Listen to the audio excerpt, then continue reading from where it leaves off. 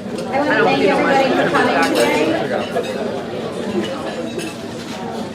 If you don't know me, I'm the Executive Director for CFA Cleveland. We want to welcome all our members and guests. We've got a great crowd today. We've got about 90 in the room, so we're really excited. Please take a look at our programming calendar that's on our website. All of our social media contacts are on the back of the program, and see some of the other exciting events we have coming up. And there'll be more added to the calendar. We're working on it right now. And for those that are guests, you can join CFA Cleveland. You do not have to be a charter holder. You can join as a local member for $150 for the year and come to all of our lunches. That's included in there. Plus, we have some great nighttime events also. So it's a great value, and we put on some really nice programming. So I'm going to turn it over to our programming chair, Nick Carini. Welcome, everybody. I'm going to introduce our speaker today, but I want to reiterate what Cindy was saying. Thanks everybody for coming. Definitely take a look at the schedule. We have a great schedule for the fall, and I think we're going to have a terrific schedule for spring. And get what the heck's going. Today's speaker, Staley, the Chief Investment Officer of the Case Endowment. Give a little background. He's been with the endowment now for 14 years, CIO for the last 10. Prior to that, he spent time with Solomon Brothers, Merrill Lynch. He was a senior consultant at PricewaterhouseCoopers. He holds a Master's of International Affairs from Columbia University and a Bachelor of Arts from the College of Worcester. A point of note is that Case Western is a proud recipient of Institutional Investors' Large Endowment of the Year Award in 2016. So I think we all have something to learn when we listen to Sally's wonderful presentation. So with that, I'd like to also welcome Sally Staley.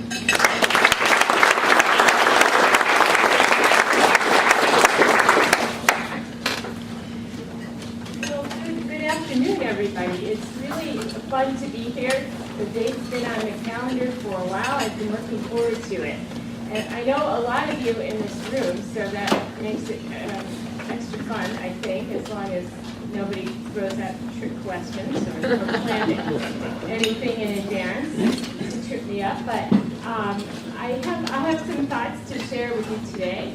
And as I talked to Nick a few weeks ago about what you would find most interesting, we brainstormed about a number of things, and then there's a shortage of challenges to talk about, and believe me, I'll get to those, and how we can address them, and always look to improve what we're doing. But I thought it might be, I have some pretty strong opinions on other topics in our industry generally, institutional investing generally, on governance, on the challenge of low returns coming at us, on the challenges of risk management and trying to get an ever greater handle on understanding risk in our investment portfolios. So I'll come to that, but those are the topics I want to do after an introduction to endowments, and I call it kind of Endowments 101. And the reason I say that, and it's really just because of the realization that not a lot of people really understand the nature of an endowment, the complexity of it, the many dimensions of it. And even those of us who are, I assume pretty much everyone here is somewhere in the money management industry, or somewhere with another big pool of institutional capital. But endowments are a little bit of a different animal, and they have some wonderful characteristics that distinguish them.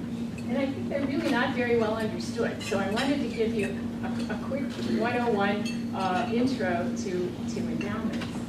It really lights up for me that endowments are not well understood when someone like Senator Grassley or the Senate Finance Committee comes asking about why we don't spend down all of the principal or spend 6 or 7 or 10% a year paying for other things they would like to see better funded in higher ed.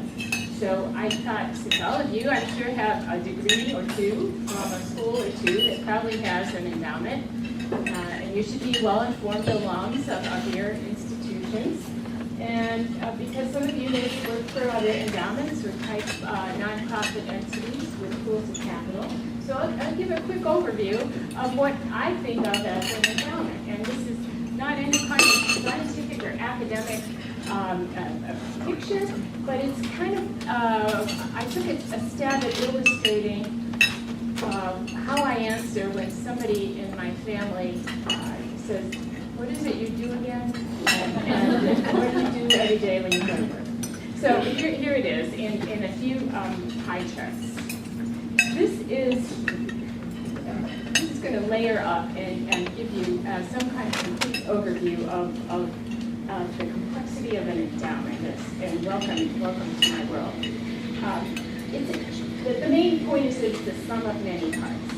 And the really most foundational part is that any endowment, referred to as the endowment, one thing, is the sum of many, many donors' gifts.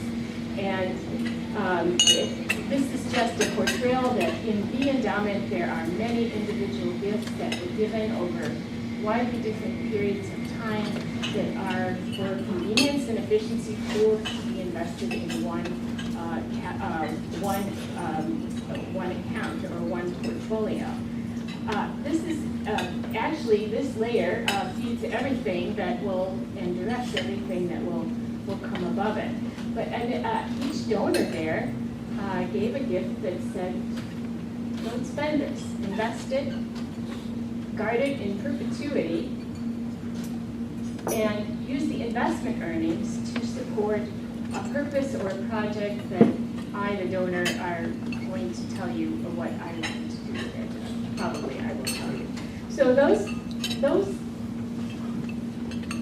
terms from the donor's original gift guard and guide everything we do down the road forever in perpetuity. So none of these charts that you'll see are representations of today's Western Reserve Endowment. They're just kind of fictional numbers and percentages we've pulled out of the air. But along the way, I'll use examples from what we do and how our endowment is organized and how it looks to give you some illustrations.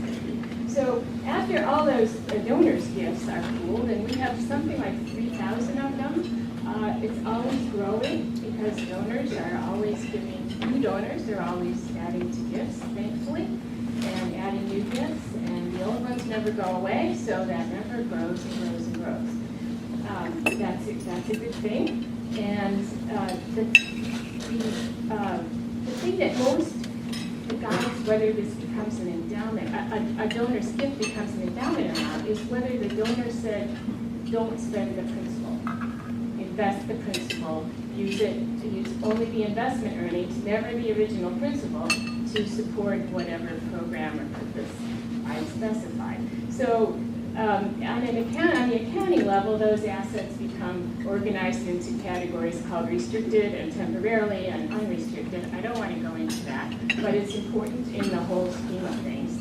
And over time, the original principal, which is, if it's $1 million that was given over time, inflation will erode the value of that or the impact of it. So it has to earn investment returns, and over time we realize some of those returns. A lot of them may be unrealized, but included in the market value.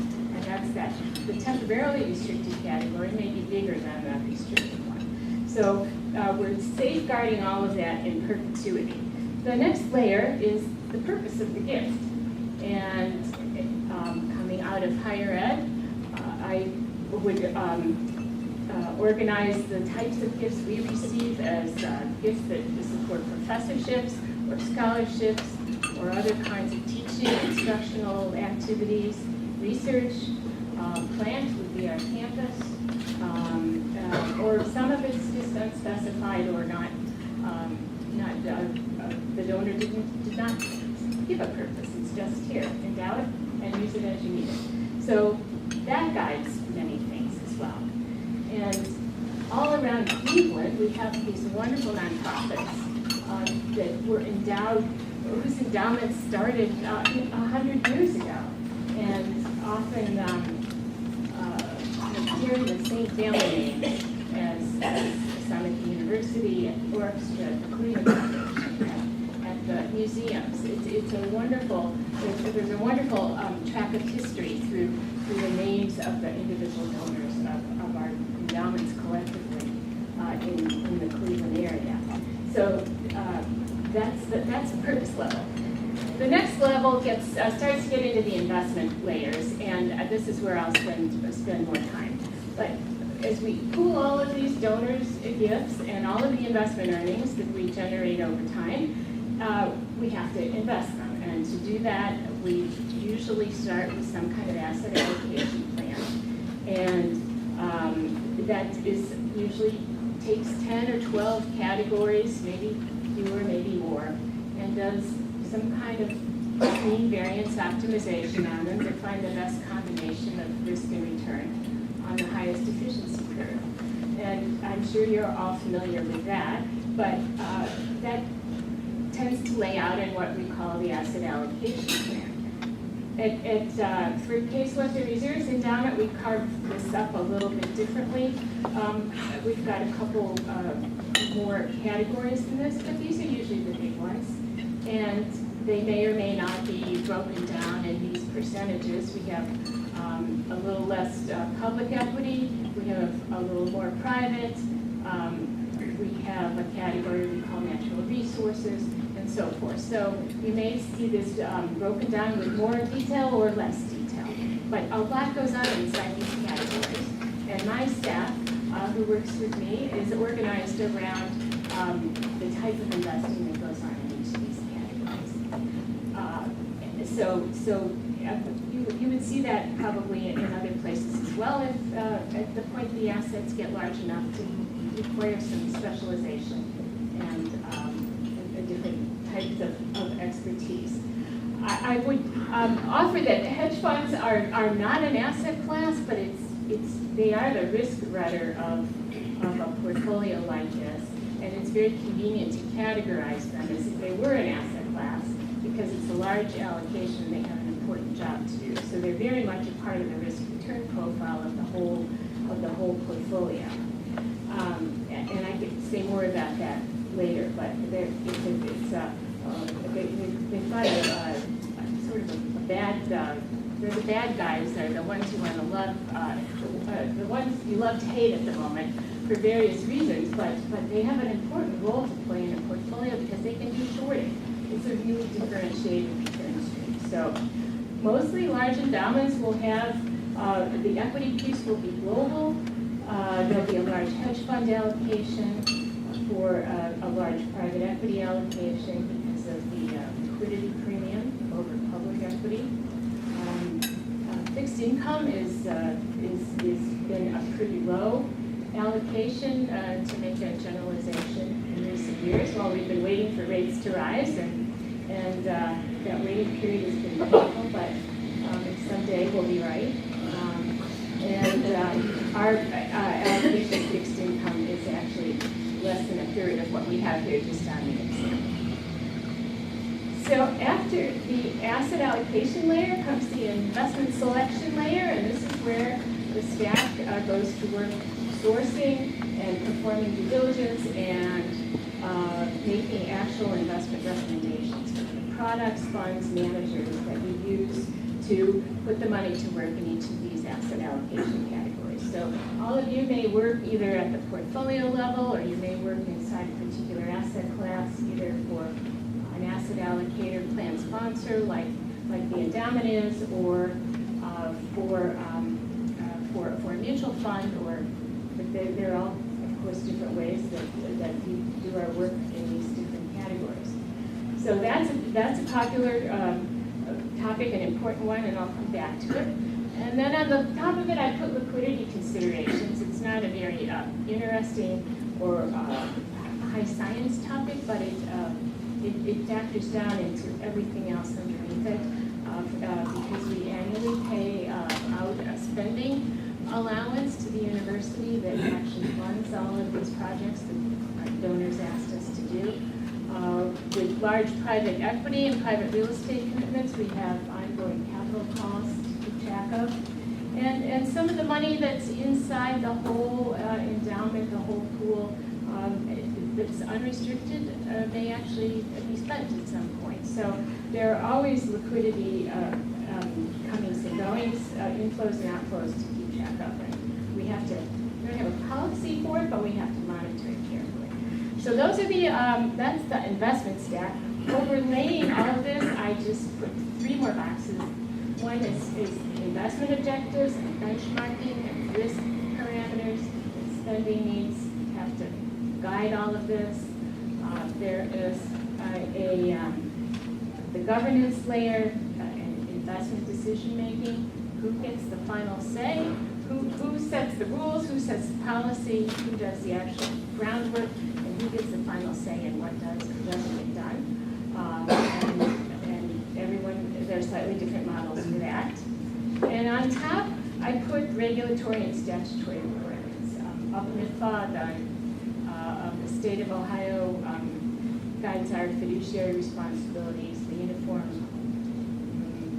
boy, I should have written that out, but the Uniform Management of Institutional Funds Act, the Uniform Prudent Management of Institutional Funds Act. So once in a while, we have to actually trot out UPMIFA and talk about that as part of our day-to-day investment work. So I've highlighted in red several things that I want to spend more time on, and then in the end allow for your questions. I think of, even though we drew this as a cylindrical thing, I think of all of these layers as a kind of Rubik's Cube of endowment management, where all of these are a puzzle that we're constantly twisting, trying to find the right relationship of one layer to the next. Because every one of the layers on top, above the bottom one, has some effect on every account on the bottom layer. So that's the puzzle, and most of our work is thought to be the investment piece, and that's what I'm going to talk about for the rest, but there's a great deal of complexity that goes on all levels that have something to do with how endowments are managed.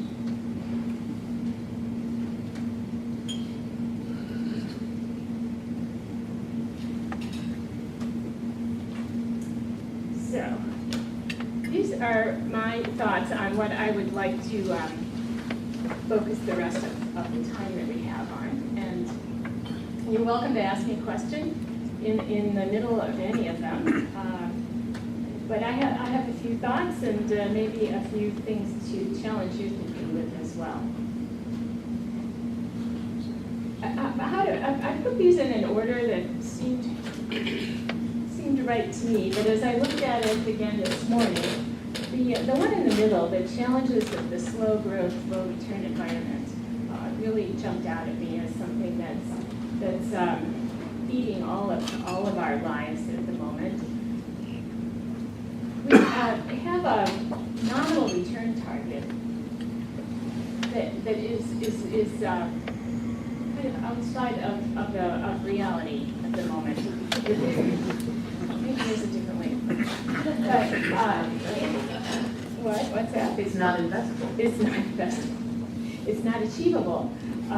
We have an 8% nominal return target because that's the kind of return that it takes to feed what we spend and what inflation does to the real value of all those gifts on the bottom layer, and a little bit for the fees and expenses of running our oversight program, running in the university setting of running the cost of my office and the 6 people that work with me to perform this oversight.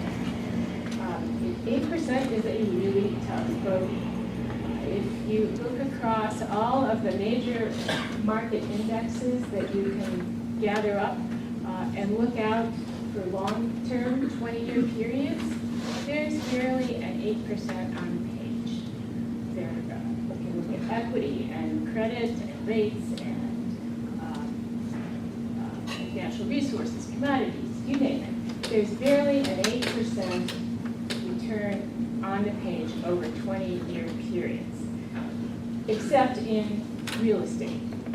real estate, private and public, has managed to deliver kind of 9-10% returns for a really long time. Other categories, even equities, even U.S. market, broad or narrower indexes show mostly not even an 8% return over 20-year periods. So what are you supposed to invest in that can achieve 8, or actually we need even better than 8?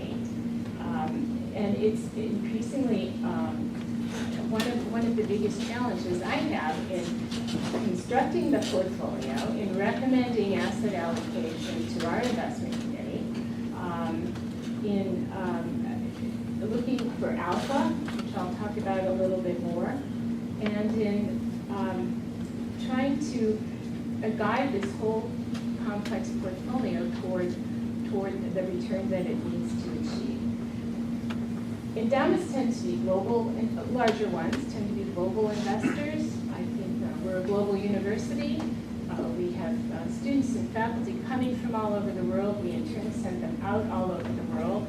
And in my mind, we're global investors seeking our ideas from a global opportunity set. So that's an even a greater challenge in bandwidth of our staff and in how many things are out there to try to sort into a reasonable portfolio. Along with that comes risk tolerance. I guess I'm not going to go in order with these, but they all link in some way. Risk tolerance to me is being very honest about what your institution's tolerance is for market volatility in the investment portfolio. And another way to say that is how much of your institution's annual budget or annual revenue is supplied from its endowment. And that can be a small percentage, it can be a large percentage. But why it matters is with markets being increasingly volatile, with drawdowns being increasingly low, at low points, and cycles shortening, we are managing a perpetual pool of assets with an increasingly shorter time frame or measurement period or mentality about how much we can afford to risk in a drawdown or in volatility that will in turn impact the viability of the institution that the endowment serves. So you see that in different ways today in the pension world. Many headlines about pension funds that are reducing their expected rate of return, and this is hitting endowments in a very similar way. So I find one of the most difficult things to manage that now relates to governance and move up another bullet is staying focused on we truly have a perpetual pool of assets that we are supposed to safeguard for perpetuity with increasingly volatile markets that we're invested in, and the focus on short and increasingly shorter periods of time to evaluate returns or to do benchmarking or to evaluate outcome or to explain to your clients or explain to your donors why you achieved a certain return over a certain very short period of time. But what you might do and want to set in place for a perpetual portfolio to take you through decades of future students or decades of future grant making or decades of future pension fund payments to retirees is not exactly what you would do if you're worried about what the next year might deliver or what the next 3 years might deliver or what return you might post on a one day of a year that happens to be the day you close the books and wrap it all up and send your reports out. So there is less and less risk tolerance from the institution for a less than desired outcome on that one day of the year that matters. And so if we try to stop down the volatility that might come about on that one day of the year, we really impact how to earn this long-term return that's already a difficult bogey. So that has become a very much the focus of the work I do and the discussions I have with our trustees, our investment committee members, and the type of discussions that go on at the governance layer of our organization at Case Western Reserve. But what interests me so much in this is I think governance is receiving a long-needed attention to its impact on outcome. At the governance level, the investment objectives of the portfolio are established. The risk tolerance should be established. The benchmark should be established. And the process of managing the portfolio and making decisions. All of that's set and overseen at the governance level. And we're always trying to, in performing portfolio attribution, whatever level you work on, we're always trying to explain what happened, explain the source of what worked or the source of what didn't work. And this is an input to attribution that gets very, very little conversation. But a well-functioning investment committee, well-functioning governance, thoughtful policy, honest statement of objectives and risk tolerance, and then sticking to that with a long-term perspective is really the most important part of governance. I beseech any of you who sit on governance or oversight committees to keep that hat on and that perspective on at all times. It's become a real a favorite of mine as something that we don't spend a lot of time on. Usually in the manager decisions and the asset allocation decisions are where we drill in really deep. But this has something profound effect on outcome and is something, it's also much more related to behavioral finance and individual personalities and how committees or oversight boards blend together. And it's a little different topic to talk about than the usual, okay, what stock do you like, or what manager did you fire, or who's your favorite hedge fund, or that's the usual stuff of our conversations. This is kind of like turning your mirror back and looking at yourself.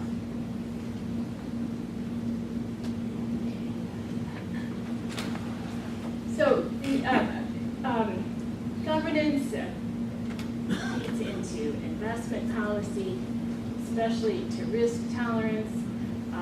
The challenges of slow growth, I think, are with all of us. As I am preparing for an investment committee meeting at Case Western Reserve in just a couple of weeks, I'm trying to prepare my message that I think we have a very slow growth, low return environment ahead of us. And we actually came through that this year. Most large endowments will post some kind of negative return for the fiscal year that ended on June 30th. You're probably reading that in the headlines now, at least I am. Noticing all of those these days. It came from a year where global equity didn't work, and energy didn't work, and natural resources didn't work very well. Momentum didn't work. Healthcare didn't work. That's my favorite sector theme. Pretty much everything just collapsed in the 6 months right ahead of the all-important June 30th date when everything gets evaluated. So it's been a very rapid year for many of us generally in the endowment industry, or probably parts of what you do as well. The things that look like real heroes were the U.S. market and long bonds and things that our portfolio is built of, and most larger endowments aren't. But if that's where you pay attention and where you do your own investing, and lucky you, if that's a product you work on in your daily lives, then you've had a pretty good year to talk about. But as I look out at what are the prospects for the next, not just year, but 3 years, 10, 25, perpetuity, what are we looking at? And many things are overvalued. Very little is clearly undervalued. There are no, to me, screening buy opportunities, screening portfolio shifts that you've got to do because it's so cheap. So something we have to sell is gotten so expensive, and something we could buy is so cheap that we have to do that shift. That even makes routine rebalancing a really tough decision. But there's very little screening opportunity out there, in my view, of this great global world of assets that we have to choose from. So what do you do? Do you stand still? How do you try to overcome this?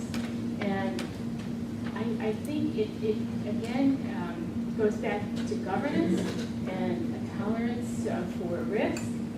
But to me, the answers are that we have to look wider and deeper to things that are outside of our comfort zones, outside of the usual category of things we are familiar with and like to talk about, and in some way harness technology and big data to deliver more bandwidth to the jobs each of us has to do every day.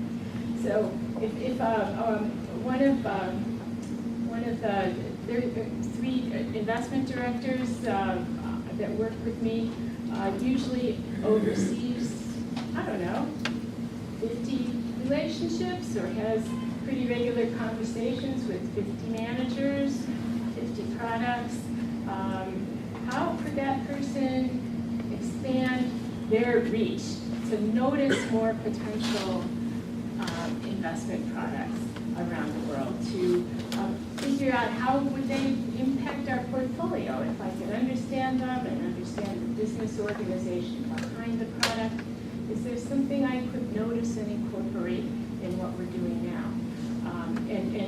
And using big data, if you will, to look for return streams, whatever category they may come from, whatever asset class they may belong to, and use some quantitative analysis or just plain old mean variance optimization to say, okay, could I incorporate anything here into my current portfolio and find some improvement? And it may be something you would never come across in your usual travels or in your usual mindset. But I think innovation and being open to innovation, which in our history isn't always very well received, right? That we have to look deeper and wider for and embrace new products. Not everything works forever. Most hedge funds have a great period when their investment approach works really well, and then they go into some cycle or some period where what they're doing doesn't work well. It happens to every active manager. But being aware of what's working well, what might be coming around that's going to work well, and finding a way to use technology to get beyond those 10 or 12 asset classes, or those maybe 50 managers that one person can kind of reasonably keep track of, is really, to me, a big theme. We see big data throughout our venture capital portfolio. In fact, I really like it. We've got some great results from VCs that are focusing on opportunities in big data. So, let's bring big data to portfolio management job that we do. There's also a proliferation of new products that go by different names and brands, and sometimes I think we write those off because they look like a money-making scheme from a broker or a hedge fund, but I think smart beta is interesting. I think portable alpha is interesting. I think momentum is interesting, and looking deeper into private equity, into some of the direct lending ideas that are proliferating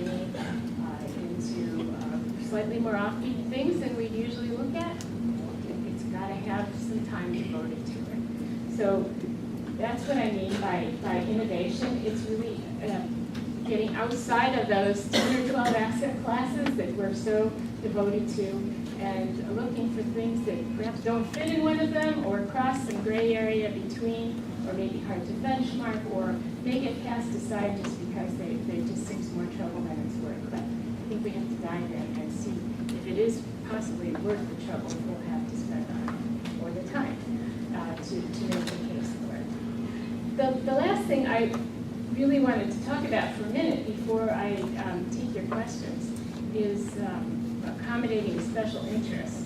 And in my world, endowment management, special interests are walk in the door all the time, every day.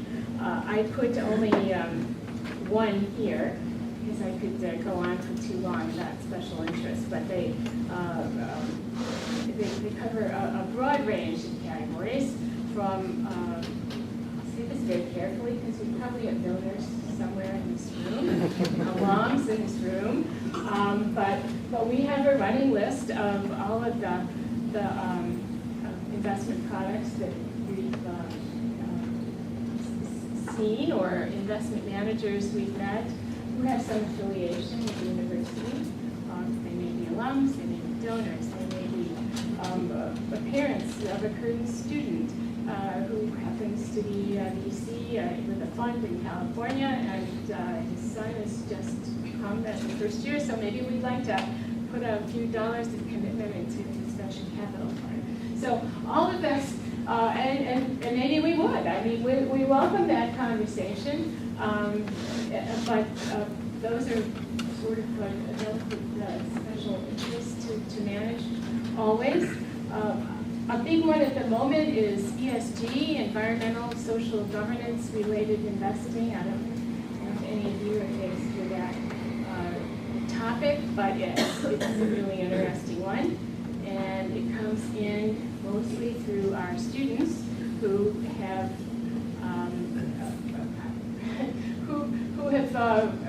devoted themselves most recently to divesting of carbon producing companies or carbon producing industries.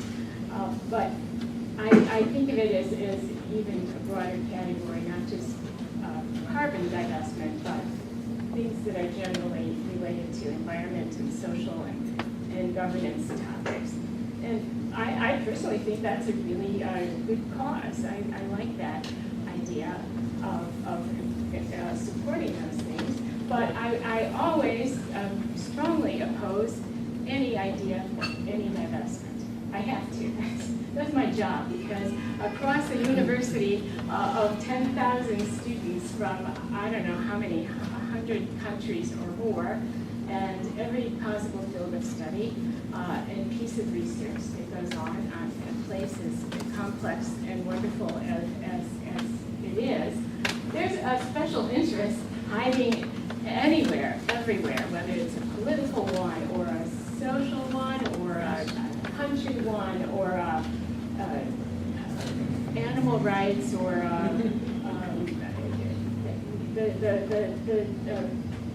one research piece could be funding a piece of research that is in one school that they're busy trying to refute in another school. It's just, there's special interests everywhere I turn. So I always, my answer that we can't run this portfolio and do this job if we start crossing off categories, whole categories or swaths of types of investments. So this one, though, I embrace with a little bit more understanding. And a couple years ago, our students asked if we, the university's endowment, would divest of carbon-related companies. And I made my usual answer, no. But behind the scenes, we went to work to see, well, what could we do with this idea? And how could we perhaps be responsive to that request? At the same time, we go at it a little bit differently. So my response was to try to see, could we build, to start just a paper portfolio of funds, mutual funds, index funds, that had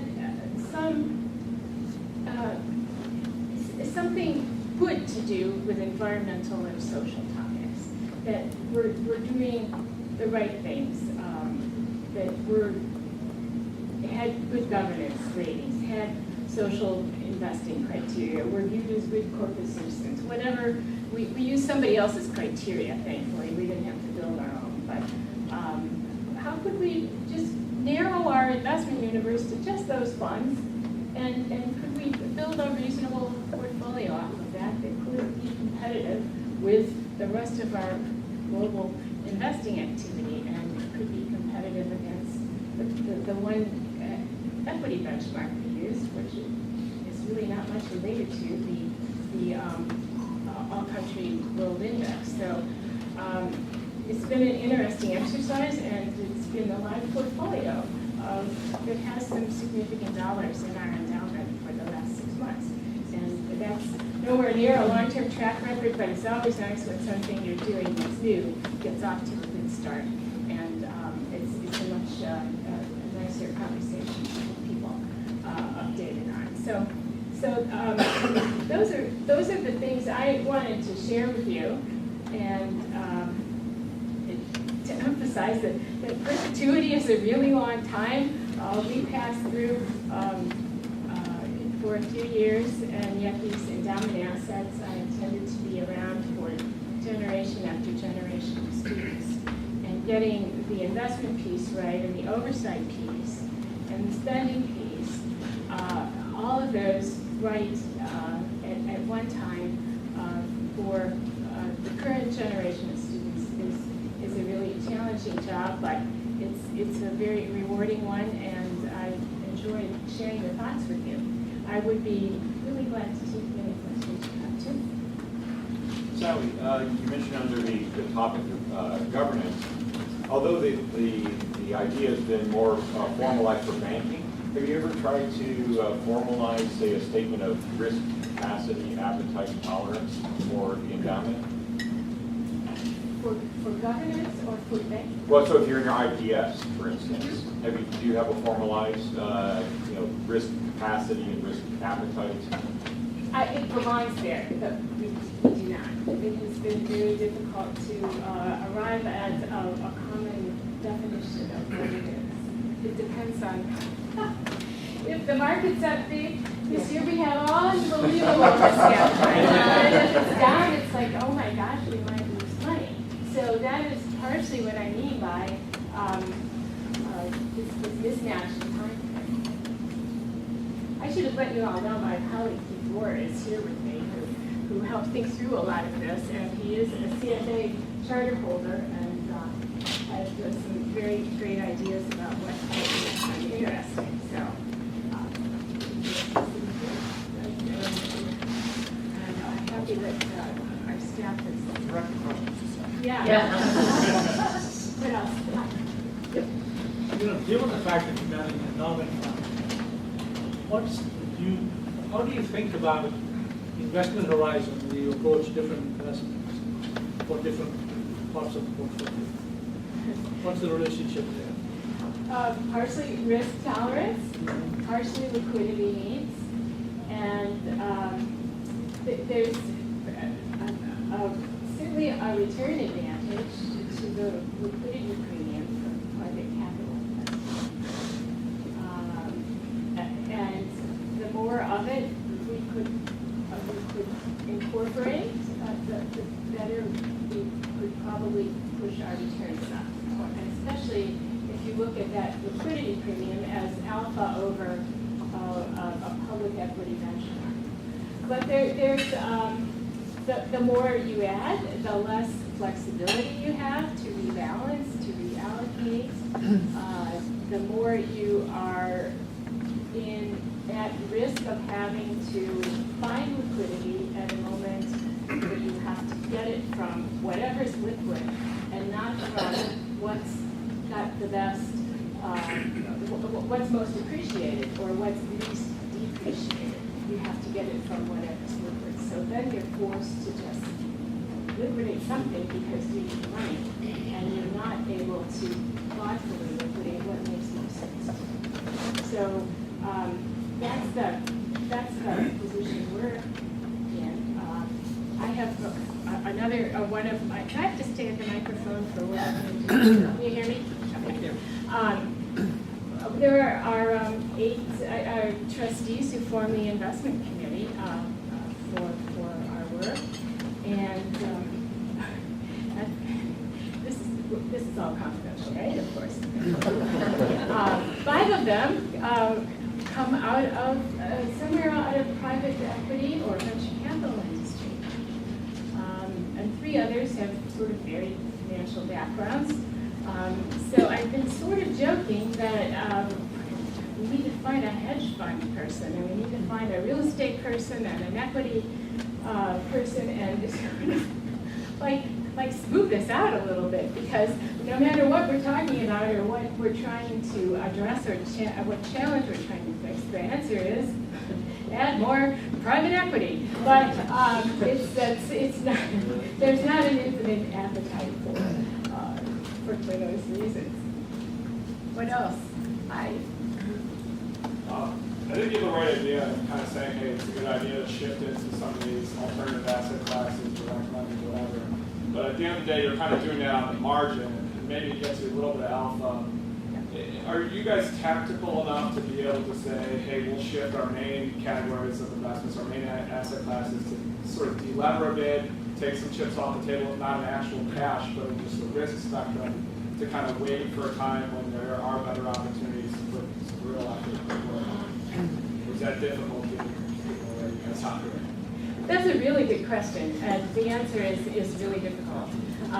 But it's a suggestion that's on the table.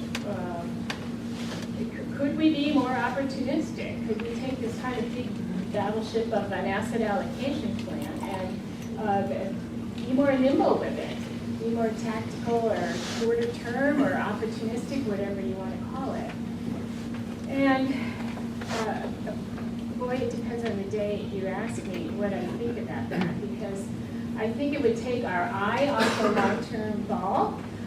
It's much more likely we would make a mistake or make a bad decision or time it wrong.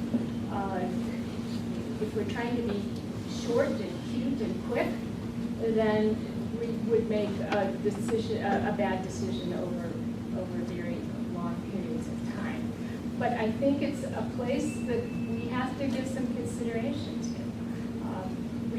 We had a suggestion that about energy prices over the last early part of this year, and of course everybody knew at 50 or 60 that oil was really low and it wouldn't go any lower. So why didn't you take some opportunistic decision to take advantage of oil at its very bottom? Well, what happened after that? Oil went a lot lower. And so getting that right is I think, fraught with career risk, but also it's really, it doesn't blend with our long-term objectives that we try to think we have, but that are getting increasingly shorter term. Is your 5% bogey on the spending annually, is that net of donations, or is that just a flat 5%? And does the industry think about it that way too, or no? No, that's actually not the right way to think about it. Donations just increase the pot, right? It increases what I call the denominator. And any new donation actually that becomes a new endowment actually ups the total dollars that we spend. So it gets its share of. So you can't catch a break. We can't, no. It helps it helps with liquidity to have new gifts flowing in and spending flowing out, but it doesn't lower the rate of spending. Got it. Well, hi. How does your team measure investment success, and how does that compare to how your investment committee views that? Oh, wow. Good question. Sally, what was the question? How does I and the team that works with me measure investment success versus how does our investment committee measure investment success? Is that right? Is that what you wanted me to try to answer? Our committee should be measuring success against the objectives they've set out for us, against our benchmarks. And often a committee member will have another benchmark in mind. Sometimes I call those mental benchmarks. Whatever you walk into a meeting with that you read that day, or you checked your own balance from your own advisor or your own brokerage account, and you said, wow, gee, my U.S. equity's doing really well here. So sit down at the table and say, well, why don't you have more?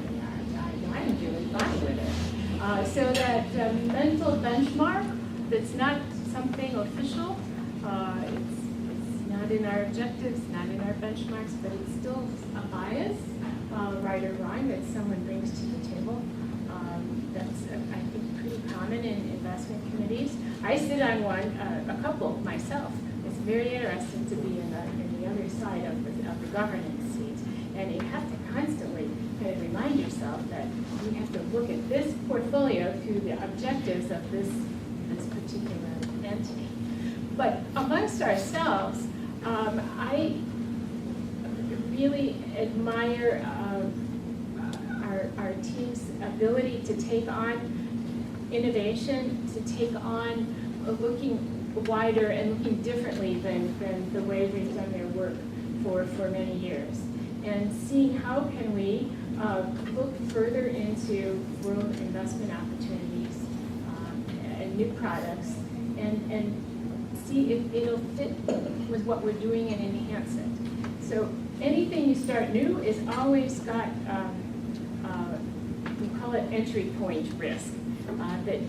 It's a great idea, and you work on it for a long, long time, and you've got it ready to go, and tomorrow we start it, and tomorrow could be the world's absolute worst moment to start that particular thing. And it's not because it's a bad idea or you did your work wrong, it's just that moment of entry is kind of fraught with peril about how well it's going to do and whether you'll be judged well or poorly on its outcome.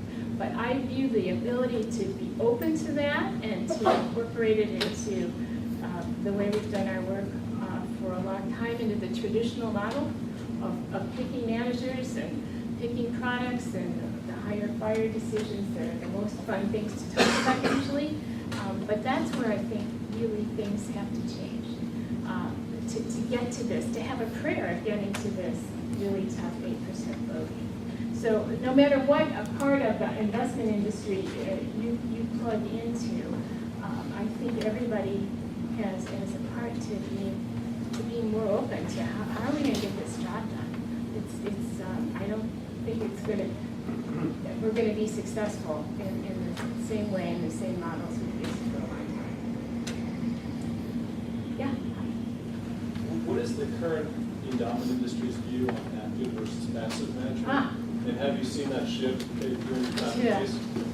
Well, I can't speak for the whole endowment industry, but they didn't elect me to be their speaker. But it's a really wonderful, interesting question, because active management has kind of failed miserably over quite a while now. Not everywhere, everybody, but it's kind of, again, something you love to hate at the moment.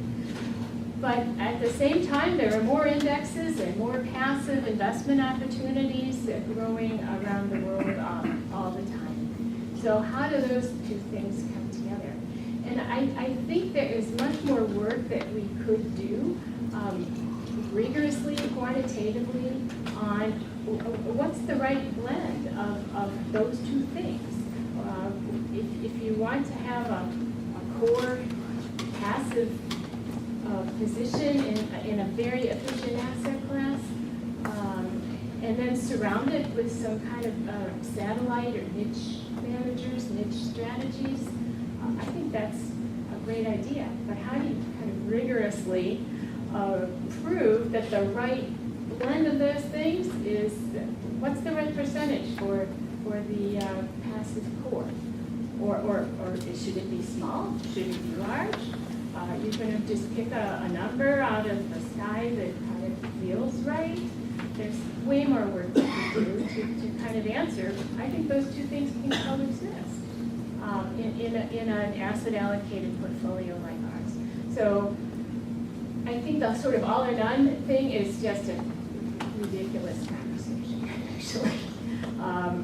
It's never an all or none. There are times active management does well. There are times passive seems to do better. It's again, how do you get it right for the long term? It's not an either or. Yeah, this question is very centers on the 8% target and how it affects your asset allocation. And sort of people are wondering whether 8% is actually achievable. Do you think your asset allocation would be significantly different if you had what might be a more reasonable, say a 5 or 6% target return? Would that influence you? That influence by reaching for something that may not be achievable? I'm not sure the asset allocation would be a whole lot different, but 8% feeds in several important ways. It is the number that makes us think we can spend 5, and I think we can. I think that number has to come down. And foundations who are by law required to spend 5, I mean, that's a whole nother set of problems, I'm sure. Oh, what is that?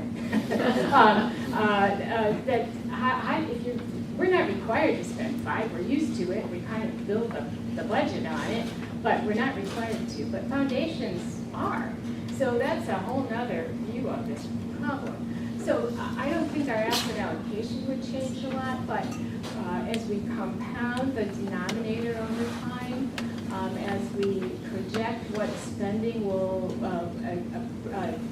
provide to our annual budget, as we feed that in so many places that are important financial planning places for the university. That's where I think we need to recognize that 8 is too high.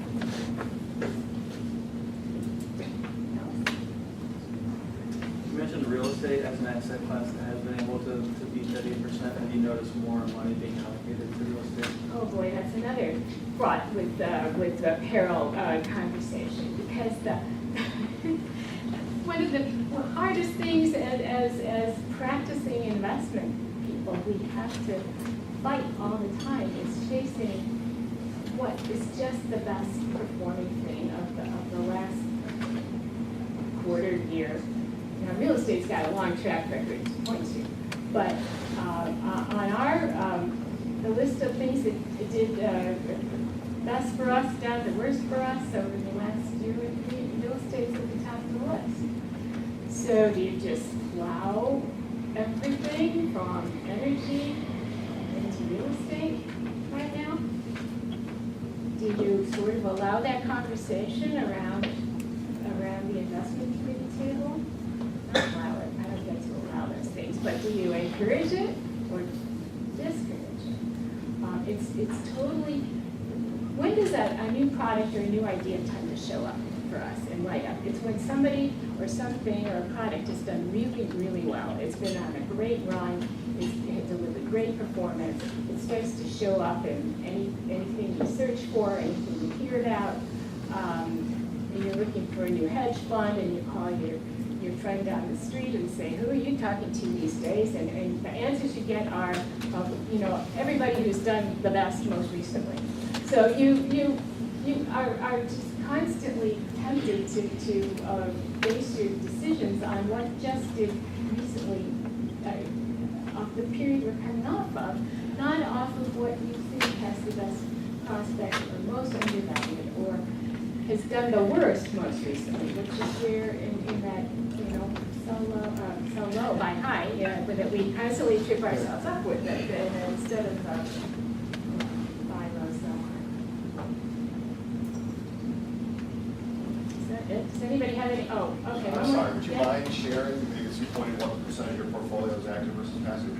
Oh,